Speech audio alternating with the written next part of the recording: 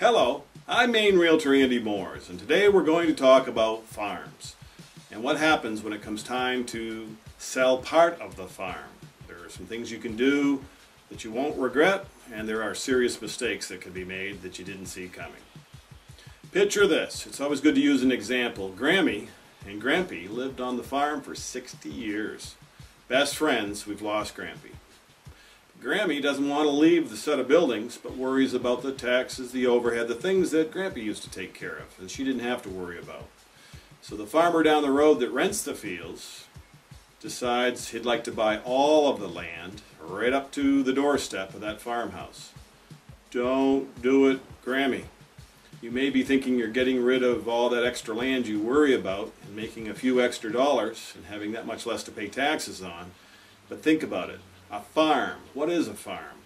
It's a house, a barn, machine shed, chicken house, well house, buildings. It's land.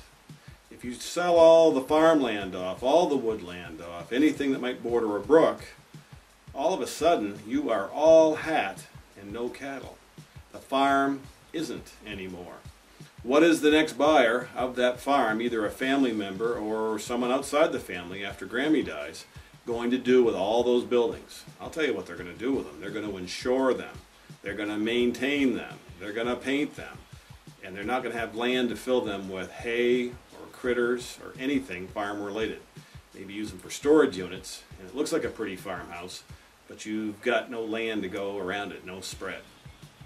So please warn Grammy, do not sell all the land. Don't keep just an acre around that building, keeping it tightly held hostage. Keep at least 25 acres. Not 5 acres, not 2 acres. That's not a farm either. You've created a mongrel, a Frankenstein, something that's really, what is it? Not quite a farm, not quite just a house in the country with any land you can do anything with. The extra ground also is a buffer that someone doesn't get too close to you. Keep some road frontage, don't create a long skinny lot, and to me 25 acres, preferably with 10 acres or even 15 acres of it wooded, some field that's used for crops, some pasture land for critters, and maybe it still borders the brook that it always did. So surgically, you've got to do a good job on creating this farmette to resell down the road, even though Grammy isn't thinking that way right now. I'm Maine Realtor Andy Mooers. I have listed, marketed, sold property for over 30 years. We're not that smart, but we've learned a few things and would love to represent you as a buyer or seller. It would be a privilege and honor. Call me or leave some comments on future topics you'd like to see us cover on this Maine Real Estate channel.